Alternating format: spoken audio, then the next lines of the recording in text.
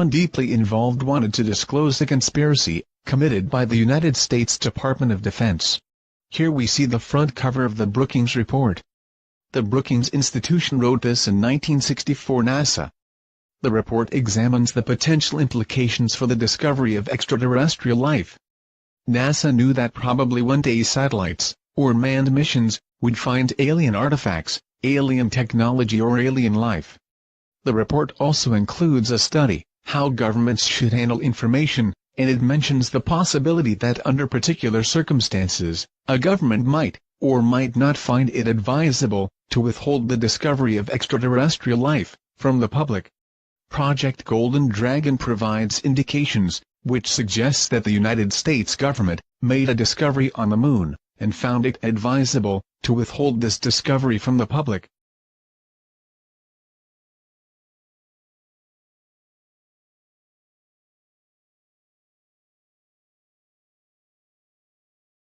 Here you see a drawing of the Clementine satellite, and the two smaller photos show the Deep Space Mission Operations Center, from where Clementine was controlled. On the 25th of January 1994, the Deep Space Program's science experiment, or Clementine, was sent to the Moon by the United States Department of Defense. The satellite, exposed to extreme heat and cold, had to deal with the high level of radiation. Clementine's sensors looked in the ultraviolet, visual and infrared spectrum. The digital camera, a Thomson MMPC-CD camera, was of military standard, and produced a continuous string of film strips, of 5 kilometers wide. Overhead the lunar South Pole, the satellite flew at an altitude of 425 kilometers. The resolution varied from 7 till 20 meters depending on both sun and camera angle.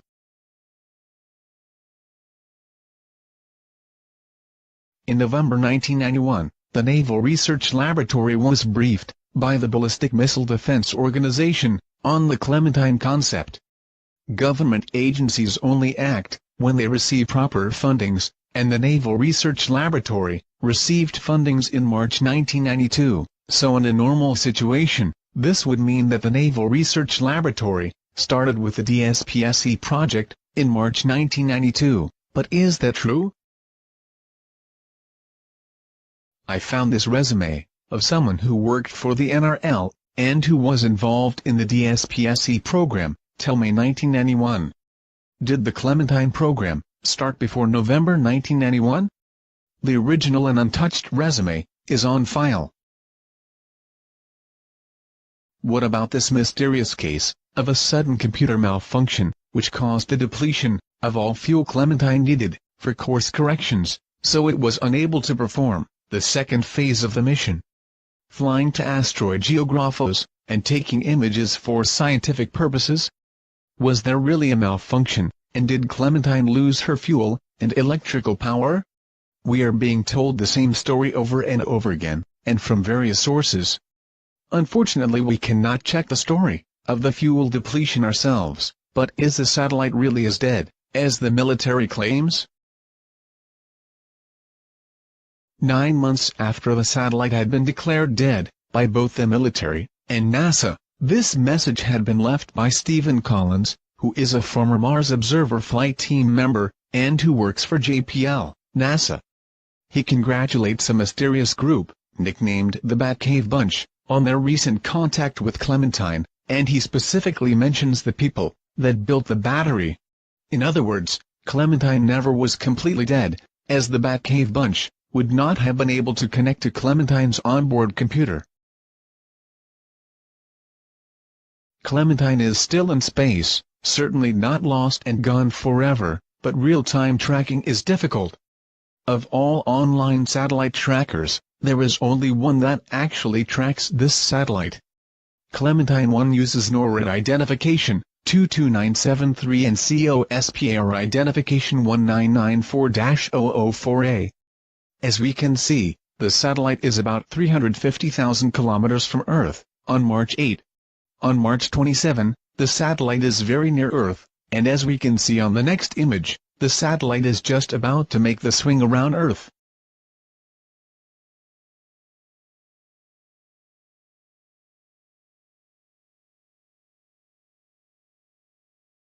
according to an official statement made by Colonel Bridges, Director of Defense Information, U.S. Department of Defense, on a press conference on 3 December 1996. Clementine is to be seen as a little planet, moving around the Sun in an 11-year orbit, and it would be back near Earth in 9 years.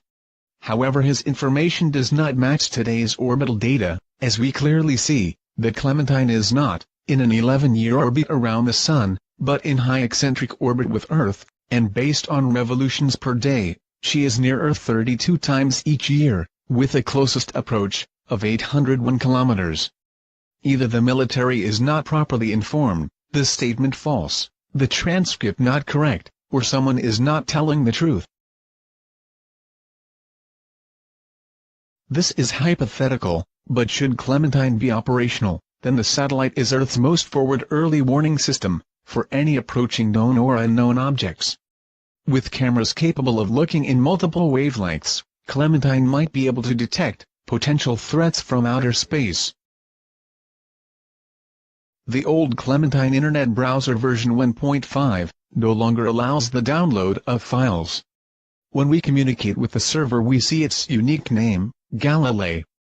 The military has never been officially involved in scientific missions before Clementine, but is this a reference to Galileo, which is a scientific and non-military mission from 1989? The United States Department of Defense sent a satellite to the Moon, and the big question is why? There are official readings, but what if there was a hidden agenda?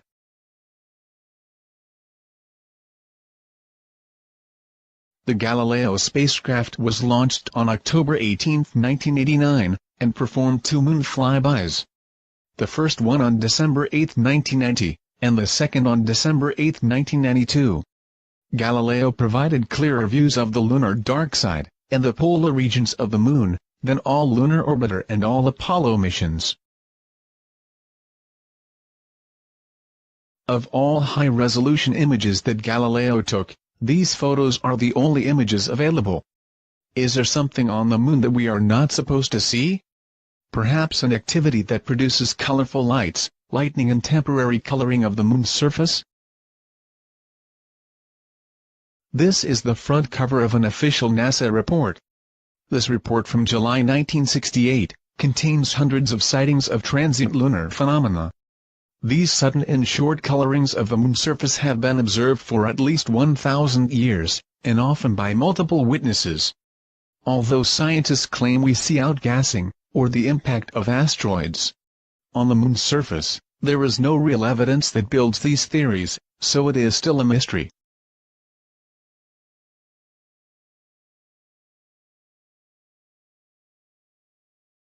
This is probably one of the best photos ever taken of a transient lunar phenomena.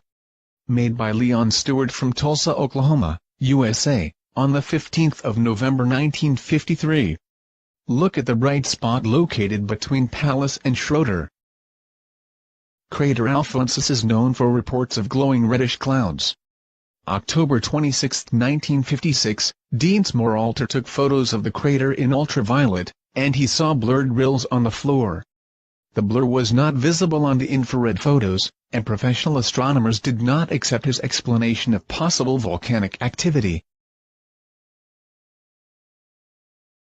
Another observation concerning Alphonsus was done on November 3, 1958, by Nikolai A. Kozyrev.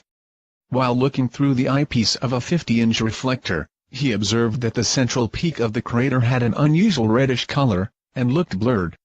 Spectrograms showed the emission of carbon vapor, and this confirmed his observation.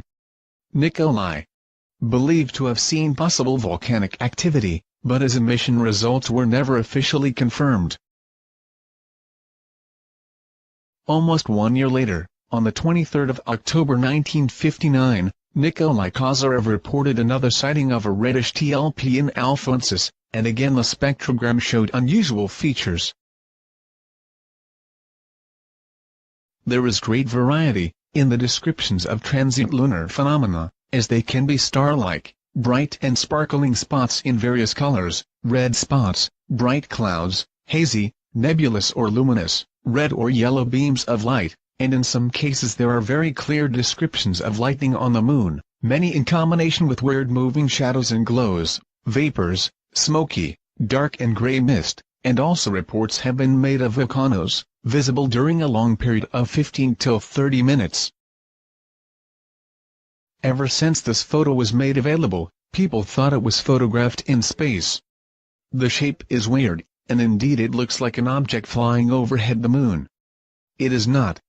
Look what happens when we turn the image and play with the contrast. After rotating the image, we see a bright glow and weird shadows on the moon's surface, so in my view we see a transient lunar phenomena. During the Apollo missions, 200 astronomers from 34 countries worked for LION, the Lunar International Observers Network, part of the Smithsonian Center for Short-Lived Phenomena. LION evaluated Earth-based TLP observations, and tried to verify their observations with those made by the Apollo astronauts. July 19, 1969, German astronomers observed a bright luminescence in crater Aristarchus. NASA was informed and they asked the Apollo 11 astronauts, who are still orbiting the moon in their command module, to look at Aristarchus. It was Neil Armstrong who reported back. "Hey, Houston, I'm looking north up toward Aristarchus now, and there's an area that is considerably more illuminated than the surrounding area. It seems to have a slight amount of fluorescence." Till March 1978 there have been 448 reports of TLP in Aristarchus. This is a photo of Aristarchus, taken by Mike's Astro Imagery on December 17, 2005.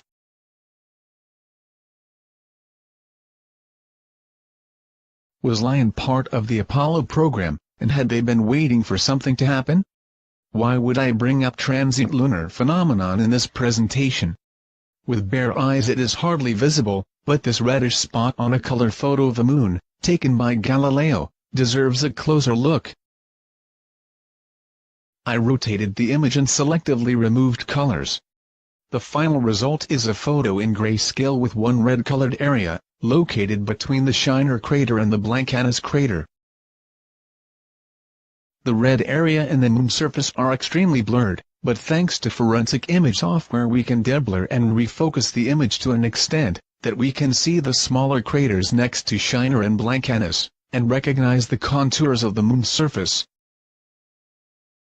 With the photo deblurred we clearly see the craters, the TLP area and in the center a tiny bright white spot. This white spot is not created by the software as I will show you.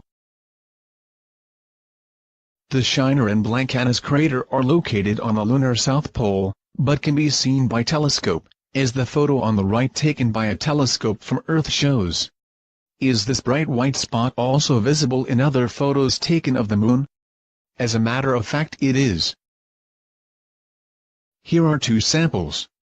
The first picture comes from Google Moon, and is from Clementine Lunar Internet Browser version 1.5. The bright spot is clearly visible next to the arrow. The second image comes from Clementine Lunar Internet Browser version 2.0. We apparently see the same two craters but from a different angle. The white spot stands out from the rest of the moon's surface.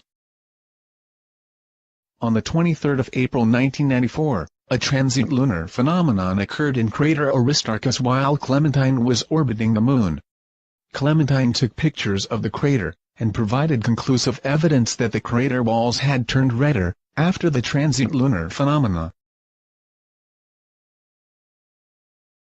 After March 1978, official registration of transient lunar phenomena apparently has been discontinued, as I was unable to find reports made after 1978.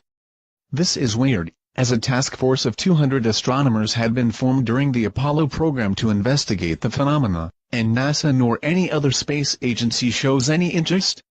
See these hundreds of sightings on the lunar near side. Would it not be wise to further investigate this, concerning the safety of astronauts, and in view of planning landing sites for future missions?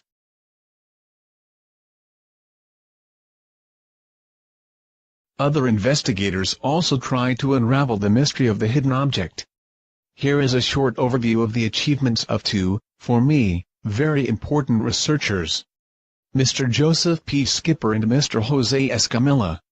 Mr. Skipper does not perform image enhancements on the images he investigates.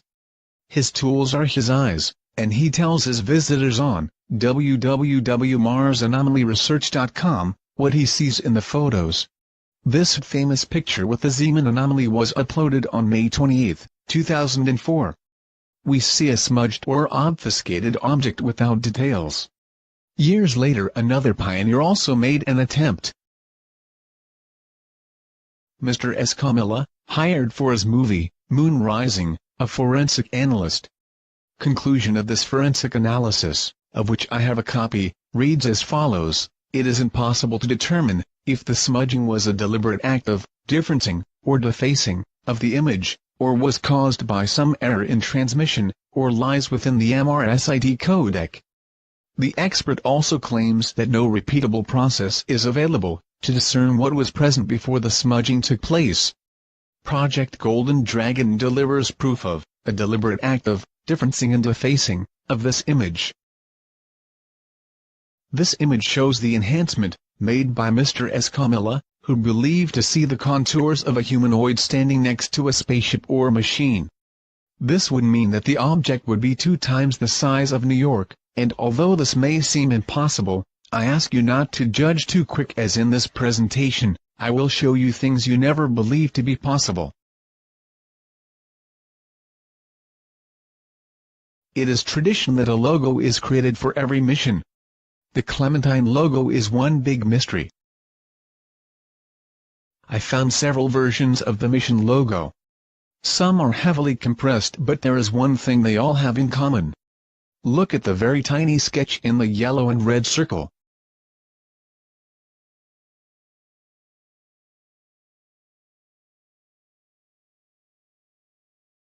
The same tiny sketch on all mission logo, except one, where the object looks blurred and the shape is different. The Clementine mission logo, created by the Ballistic Missile Defense Organization, the Naval Research Laboratory, and the Lawrence Livermore National Laboratory, is very different. But why would someone change the first official logo? When we look at the many differences, it becomes clear that they must have a very good reason for a different logo. Features have been changed, from male to feminine. We see that the firm hand of a man is now a more gentle grip, and the robe on the left picture changed into a woman's dress on the right, where they also added a necklace and a pickaxe. Conclusion: a stately-looking man, the god Apollo, was changed into a young woman, Clementine, the coal mine. Apollo? Yes, Apollo. Compare the person on the logo with the statue of Apollo, and the face, mirrored, found on the Apollo 17 mission patch. Was this originally an Apollo mission, changed by the Department of Defense into Clementine? The first mission logo was a complete drawing, but not this one. When we look at the moon surface, and compare it with the rest of the logo, we see a totally different pattern. In my view, this logo consists of 2 parts, namely a drawing and possibly a piece cut from a photo, because of the clearly visible compression artifacts.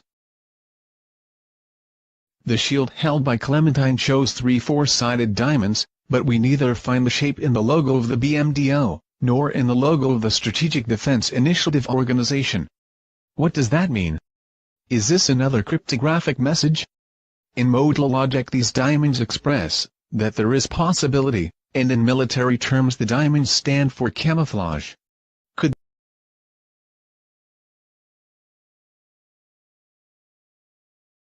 Was the Clementine mission a false flag operation? The flag on the moon looks fake, as it does not show the actual numbers of red and white stripes. There should be 7 red stripes, and 6 white ones, but we see 5 of both of them.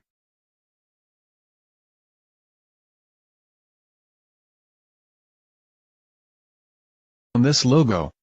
1. The crescent moon is symbolic for new beginnings, and the making of dreams into reality. 2. The official reading of the number 9, written on asteroid geographos, is that it refers to the size of her shoes, as in the lyrics, and her shoes were number 9. The number 9 represents something totally different, and what it is I will show you later in this presentation. 3. The famous vector symbol indicates a direction of travel, and here it means that something landed on the moon. 4. The fake shadow underneath the flag is the geographical location of Schrödinger crater. 5. The shield held behind the moon could mean that the moon is protected by or Earth is protected from. With number 6 we see a rather detailed but mysterious object in what appears to be the Zeeman crater, and this primarily is the reason for Project Golden Dragon. Finally, with number 7 we see a weird object in the center, and in my view this either represents the lunar South Pole, or this is a map of the Aitken Basin.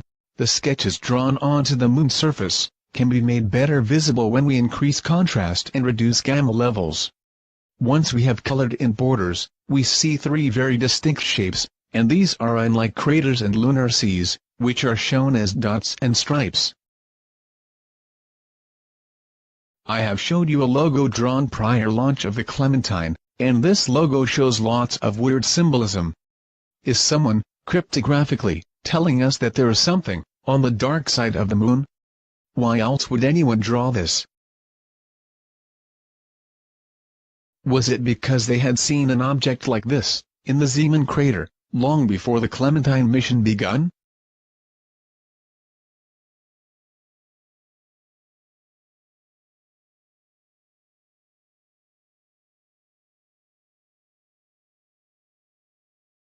I showed this image to an American professor and asked for his opinion. This is his response. The shape of the strange area is fully compatible with a missing data block.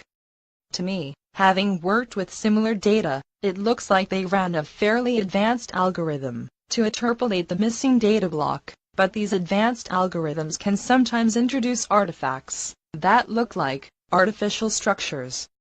I can certainly recognize some of these effects right in that image. Now that is really interesting, as what this astronomer and most people do not know, or perhaps tend to forget, is that this image is not a photo but a composition. This is an official quote by the NRL. The ultraviolet and visual camera, with 5 filters, and the near-infrared camera with 6 filters, will each collect overlapping images. Each filter is used along the satellite's ground track, such that complete mapping of the lunar surface, for each of the filters of each camera, will be accomplished during the mapping operation. The high-resolution camera will make a continuous string of overlapping images. Between the 19th of February and the 22nd of April 1994, Clementine made an unknown number of film strips of the moon.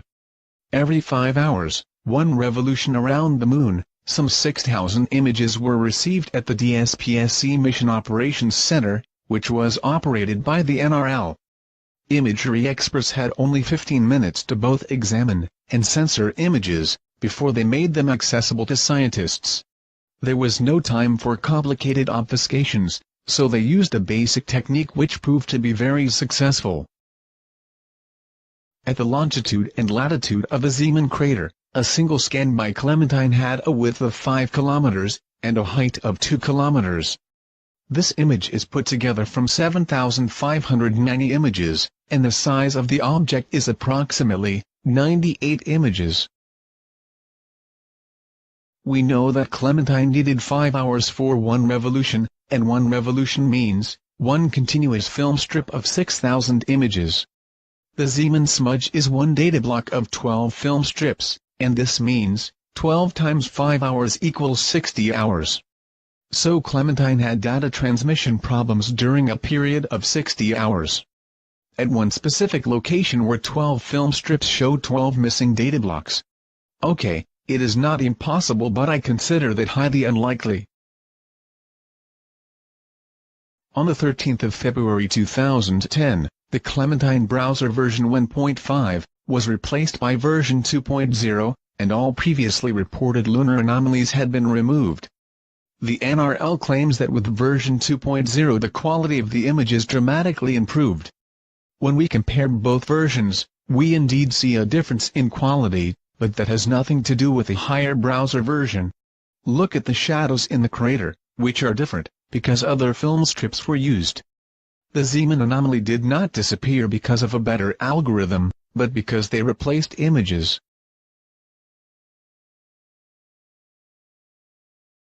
The Moon map in Clementine browser version 1.5 consisted of 170,000 images, but the number of film strips used to make this map is unknown. Until this date no one can tell for sure how many images Clementine produced.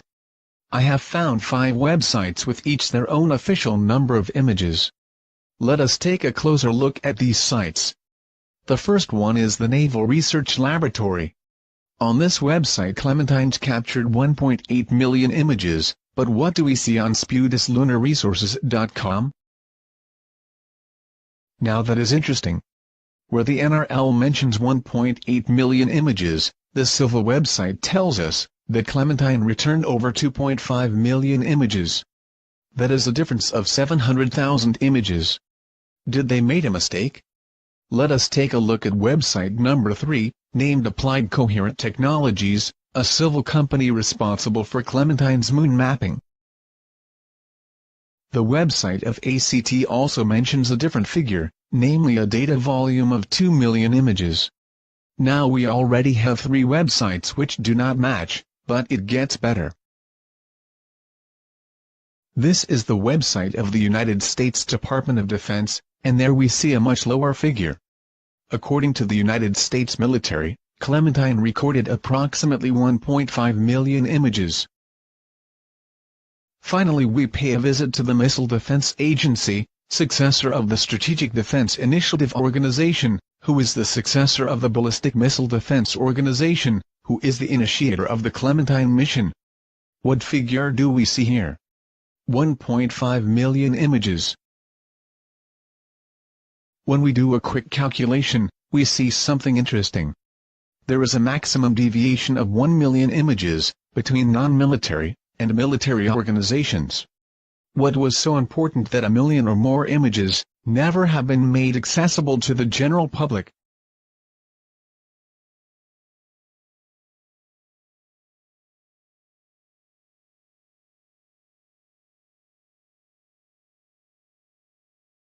This is a photo of the mark of Neil Armstrong's moon boot. He was the first human to walk on the moon, but was he also the first visitor? Probably not, as I have found another mark. Finding the mark of this giant foot was not easy. In fact it is completely hidden from eyesight, and to us humans it is invisible. First let us take a look at the main image. As you can see, I only use images from official sources. In this case the NASA photojournal. This is a composition picture, made by Clementine, of the South Polar region of the Moon. The mark was found just above the smaller Zeeman crater. This image shows the smaller Zeeman crater with enhanced contrast and brightness. The mark, clearly visible as a combination of 2 letters L, literally stands out from its surroundings, as it is much brighter. The shape is interesting as we see rather straight angles, which appear unnatural. As I have already told you, the mark is not visible to us humans, as our eyes cannot see it. That is why we need the help of image forensic software, which can substantially increase and differentiate contrast levels. For this purpose I used OptiPix Auto Contrast, but we still cannot see any of the finer details inside the mark. To reveal those details we need micro-contrast software that works on pixel level. Here we see the same image, but this time I divided the area of interest in fields and performed micro-contrast enhancement of each part. Inside the mark we see vertical, diagonal and horizontal bars, and this does not look natural, but artificial. The tracks stop outside the mark, so these bars we see are not created by the software. After a negative 2D to 3D conversion, we clearly see that this is the mark of a mechanical foot, with perfectly parallel and symmetrical running lines. Notice the size of the foot, which must be tremendous, as it is at least 4,000 meters in length, 2,000 meters wide, and the mark must be 50 meters deep. This truly is the mark of a giant. Fortunately, the camera produced images in the visual, ultraviolet, and infrared spectrum, as else I never would have noticed the difference in color on the crater floor in the exact location where the object was standing. Most images published on the internet hardly show colors, and they all look grayish, so in order to make the colors visible, I used software to stress the various colors in the image. Here we see the untouched full-resolution image, with reference, UI73S217, taken from CD volume, CL4077. Pictures contain a lot more information than most people are aware of, and with an image analyzer, we can make hidden data visible. Having analyzed this picture, I noticed that it had been manipulated by software called Image Alchemy, version 1.11, but what exactly does this software do? On the website of Handmade Software Incorporated, we find a manual that explains what the software is capable of. As we can see, the software manipulates computer image files, but what makes it so special is that Image Alchemy can change the number of colors in an image and color space. Why would someone change colors in an image unless this someone does not want to reveal true colors? Clementine took images of the moon in the visual, ultraviolet and infrared spectrum. By using light reflectance and light absorption properties of material, we are able to determine composition, see abundance of water molecules, detect an alteration through heat or chemical processes, and if material corroded or eroded. This image comes from mapaplanetexplorer.com and it shows the Zeeman crater in the visual and ultraviolet light spectrum. Everything looks gray and dull, but once we emphasize colors, the surface starts to look different. The surface inside the smaller crater has changed from gray to blue. Notice that the blue material is concentrated inside the crater and on the crater rim, but outside, there is hardly any blue material. What would this crater and the moon surface look like in infrared? The material has turned into green. Again we clearly see that the concentration of material is inside the crater. This raises questions. What is this material, and why is it located in the exact position of the smudged object? I am no industrial chemist, but to me, this looks like the result of a chemical reaction. By playing around with the wavelengths, we create more color variations. The image in the lower left corner is the result of a combination of bands, 1, 5 and 3, but regardless the wavelength, the colorful material will always show up inside the crater. So this must mean something. Clementine images are unique, and uploaded to other websites, you would expect to see the same colors. However, it appears that someone does not want you to know the true colors of the material in the Zeeman crater. Let us take a look at another NASA website. Welcome to LMMP, which is a NASA website. We use the same base map, and select from the menu, the ultraviolet, and visual, image mosaic. Instant we see that this image is different, as there are no colors. This is a 100% grayscale image.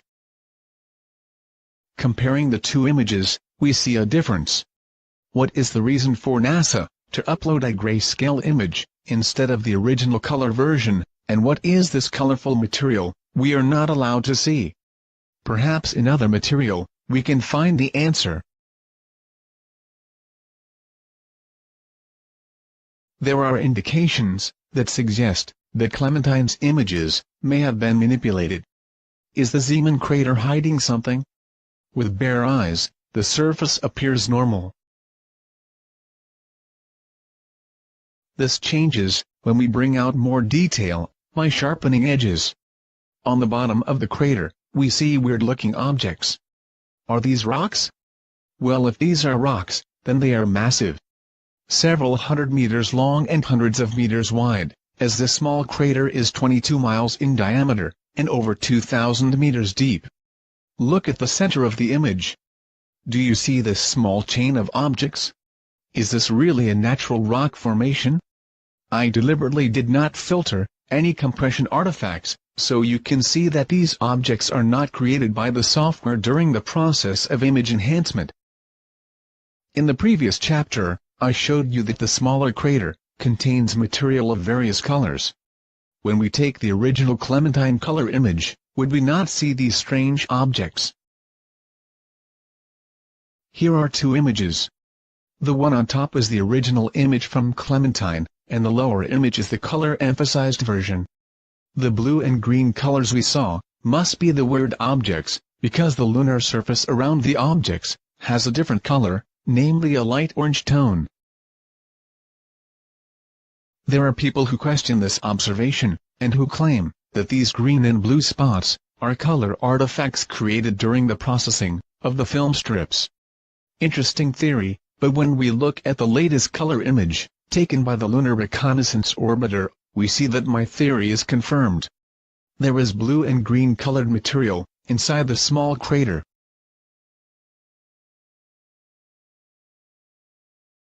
I will now reveal the alien machine, and for me, this is the most scary part, as how can I explain to you, who have never seen anything like this before, what it is? The object may seem unreal, as there is nothing like this on Earth, and there is no way to compare it with something else either. Take for instance the dimensions. The object is 57 kilometers long, 22 kilometers high and 5.5 kilometers wide. This means that it is 2 times the size of New York, and taller than any commercial airplane can fly. Can you possibly imagine what it would like when this object would be standing on Earth? The object on the original image is too small to perform enhancements on, so I had to increase the size of the object, for which I used photo zoom with the S-spline algorithm. Why did other investigators before me fail to reveal the object? The answer is very simple. In reality, there is no smudge. What we see is the result of a method of obfuscation, known as clipping, and conventional software simply will not work. Clipping is the conversion from one tone to a new gray or color tone, and by equalizing lighter and darker levels, this results in loss of detail. Details are still there, but our eyes simply can no longer see them. In our case, everything inside the clipped area turned to gray, and this looks like smudge. What remains a mystery is what software they used to perform this type of obfuscation.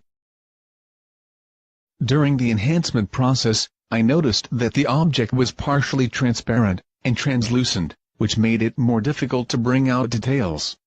Another problem I faced was that this was not a photo, but a composition, and the object therefore consisted of 12 film strips, with each their own brightness, contrast and gamma levels. Considering different lighting conditions, I needed to enhance each part individually.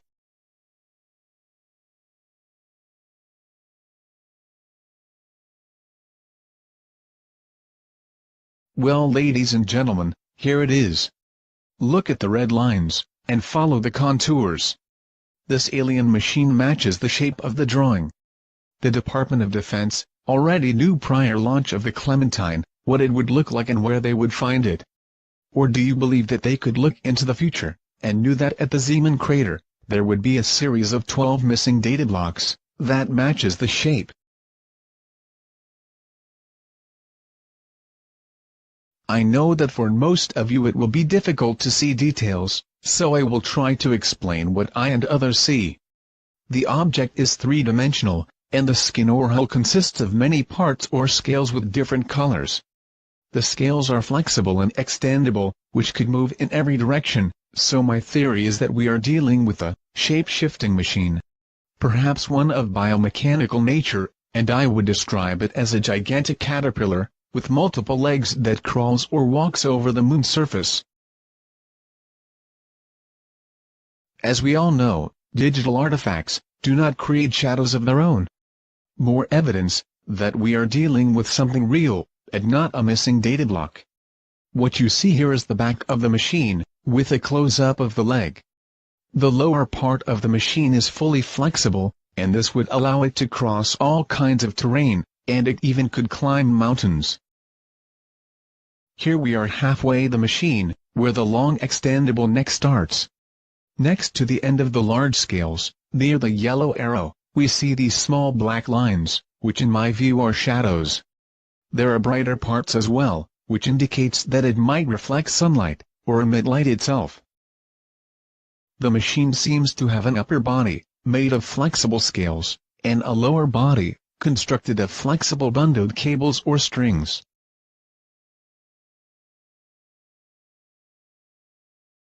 By using different levels of contrast, I managed to make other and more details visible. I will show you 4 different levels, out of the over 3,000 enhancements I made. If you did not see the machine yet, maybe these images will change that.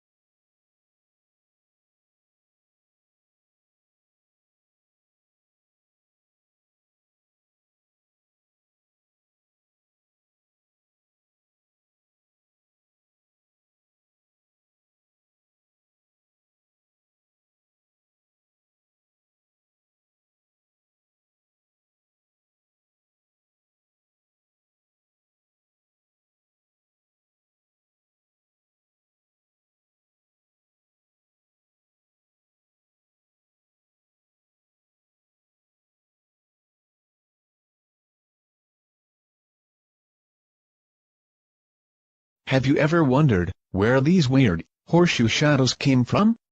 Well, here is the answer. The horseshoe appears to be a part of the machine, which casts its shadow on the moon's surface.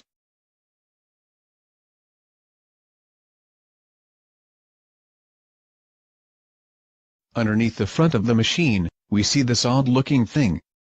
In my view, this is some kind of suction unit, or a device that can spray chemicals. I will come with an explanation for this theory later in this presentation. First, let us examine the suction unit. The lower part of the unit looks square, and there is a large hole in it. In the back, there might be 2 more units. Next to the suction unit, we see 2 strange-looking objects, of which one appears to have multiple legs, and maybe this is my imagination, but I recognize the shape of a Scorpio. Could this be a much smaller machine, standing on the surface? Small is relative, as this little machine is almost 1 kilometer in length. Or are we watching something natural, and this is just a bunch of rocks, and our fantasy is running wild? I tried to make a better enhancement, but this is the best I could make of it.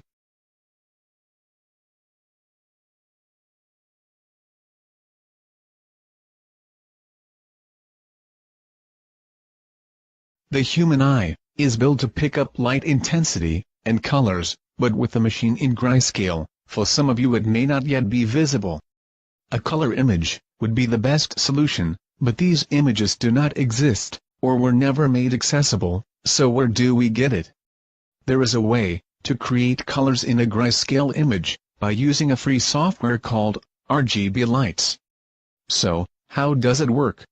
First, we create from one image a few new images, all equal in size, but with different scale and contrast levels. Then we load these images into the software. One image for each color. The software will join the images and create a new single RGB image. Second step is to separate colors from our RGB image through equalizing. For that special processing, I used Helicon Filter version 4.9.3, which is free software. The process is very simple, and it does not require specific skills. 1. Use the sliders to set the level of saturation. 2. Use the equalizer to select the color tones you wish to see in your image. 3. Select the spectrum sensitivity, and finally step 4, is to use the equalizer to reject the colors from the image you do not wish to see.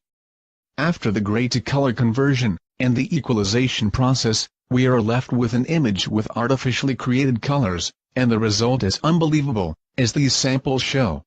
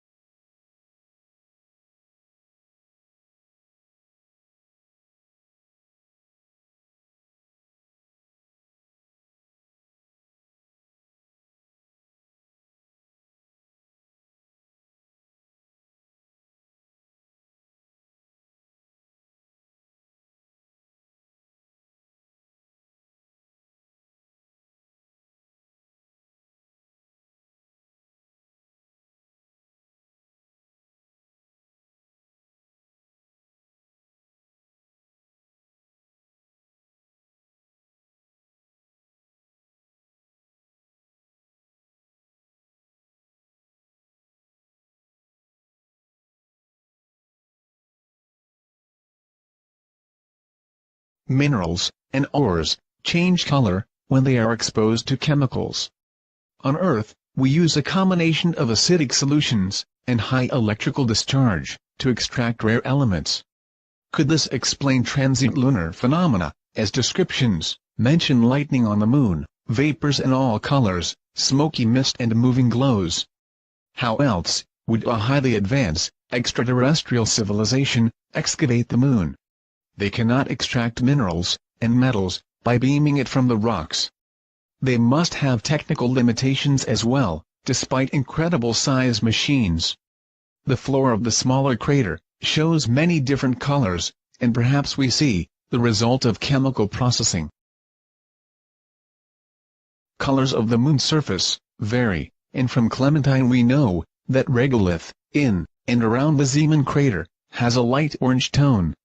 I did some RGB experiments, and managed to find this specific color, in combination with the copper color machine. So is this the original color?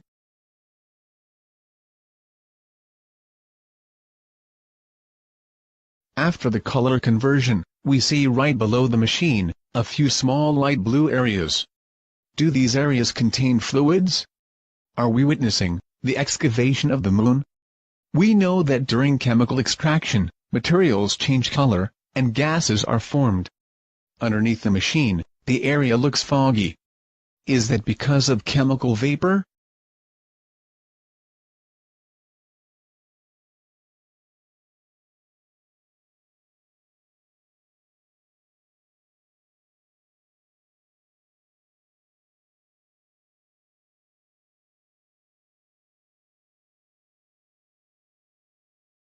In the Clementine song, the number 9 written on asteroid geographos refers to the size of Clementine's shoes. And her shoes were number 9. Shoe size on an asteroid? Shoe size has nothing to do with it.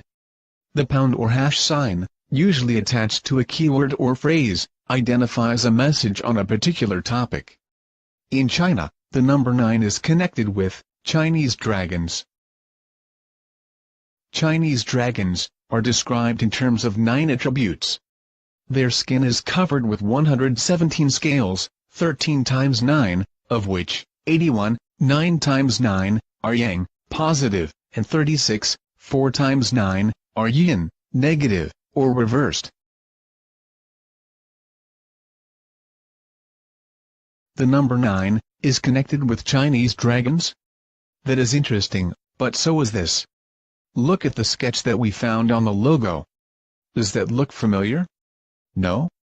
Then you probably are not Chinese, as the shape of this object comes back in Chinese characters.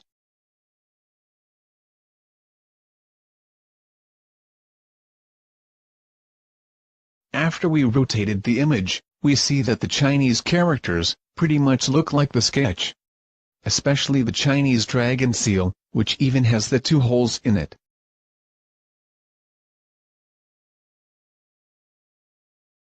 Here we see one of the earliest painted dragons, created in the year 1244 AD. This is one dragon of a total of 9, taken from a hand scroll, called the 9 Dragons, which is now located at the Museum of Fine Art, in Boston, USA. Imagine this. You live in an era without advanced technology.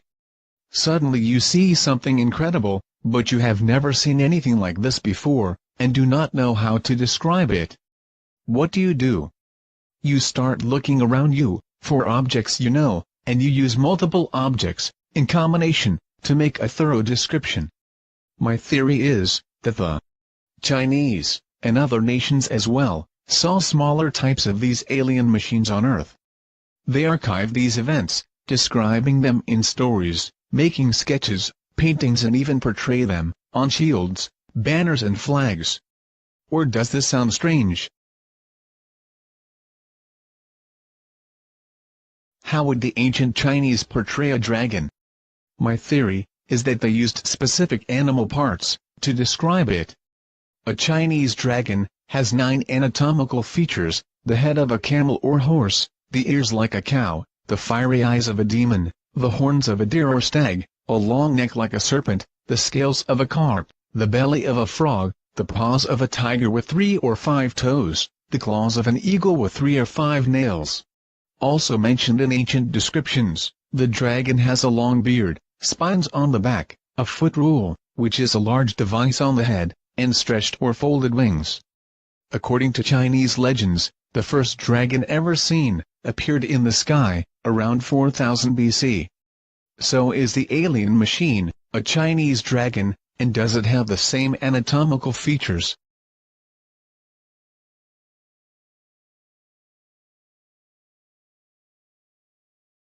Did you expect this? This machine has remarkable similarities with the list of animals the Chinese used to portray a dragon, but why should the dragon be of golden or copper color? Looking at the animals and the colors of the animal parts, we see something remarkable. The head of a camel is brown or light orange, the horns of deer white and brown, the fiery eyes of a demon are yellow or orange like fire, the colors of a tiger's paw are yellow, copper and orange, eagle claws are mostly brown and yellow, the belly of a frog is described as white, brown or yellow, and the scales of a carp often look brown, copper or golden. This indeed looks like the colors in our machine.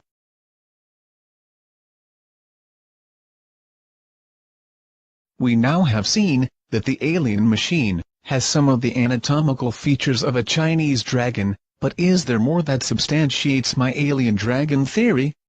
As a matter of fact, there is. Take a look at this image for example. Dragons had an almost unlimited range of supernatural powers. They could shapeshift, change their color, as an effective form of camouflage, or they could glow in the dark. The colors of Chinese dragons vary, but most dragons vary from greenish to golden. They have a series of alternating short and long spines extending down their backs, and along their tails, where they become longer. The dragon has long tendril-like whiskers, extending from either side of its mouth, which it uses for feeling its way along the bottom of muddy ponds. Under its chin or floating just out of reach, the dragon has a bright shining pearl, and on the head a device, which is called the pole shan, or foot rule. Without this, the dragon cannot fly.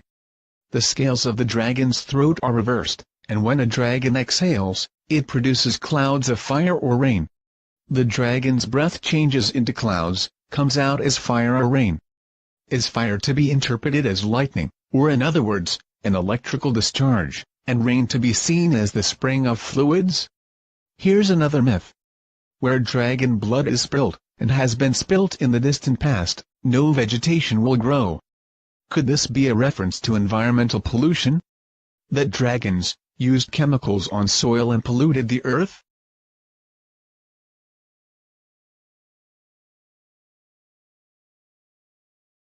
When the Chinese would see this alien machine flying through the heavens, lit by sunlight, what would it look like? Perhaps like a dragon on fire, and is that why dragons spit fire? Many ancient Chinese drawings show flames coming from the dragon's feet. Underneath the machine and on the moon's surface, we see tentacle-like objects. In the painting we recognize the 2 long antennae or whiskers, and we see those as well in our alien object, so we found 2 more similarities.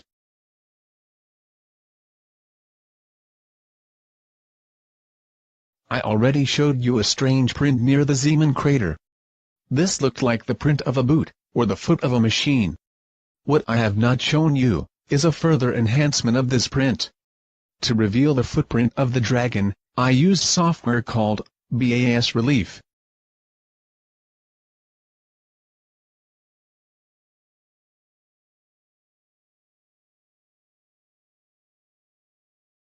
We have found all important anatomical and additional features of the dragon, except one, the bright shining pearl. As I mentioned before, the obfuscation technique they used did not allow complete exposure of the machine all at once. With each level of contrast, new details became visible while others disappeared. After I took 2 color images and merged them, the bright pearl became visible, but not just the pearl.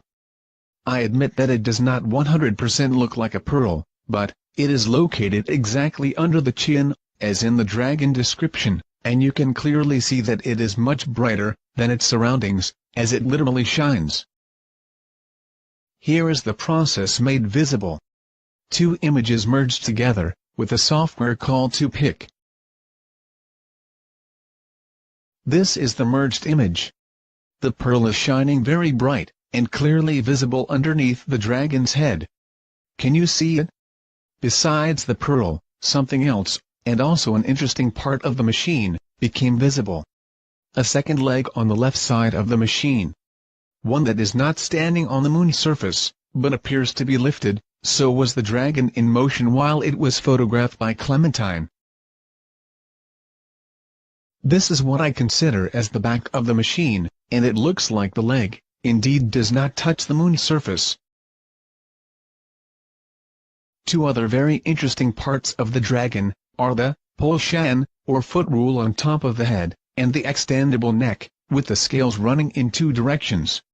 The ones on the throat are reversed, and go from left to right.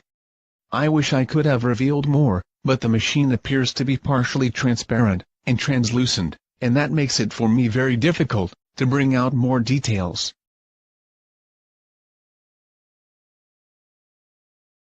Is there anyone who could confirm the existence of alien technology on the moon?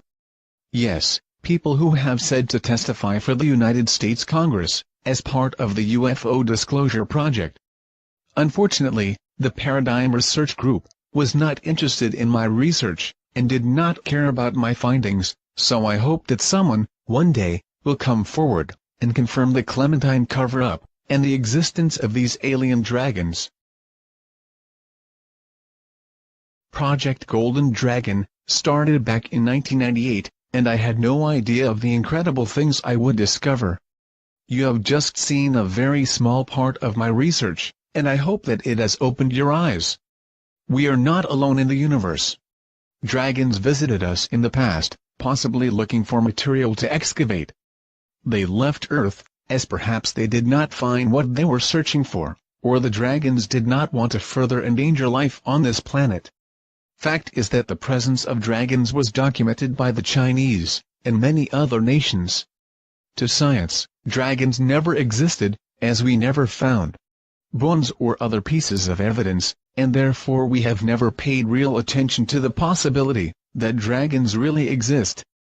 In my view, we should reconsider our way of thinking regarding ancient aliens, as perhaps some of the weird creatures we see in statues, in drawings, and have read about in historical documents, are not just inventions.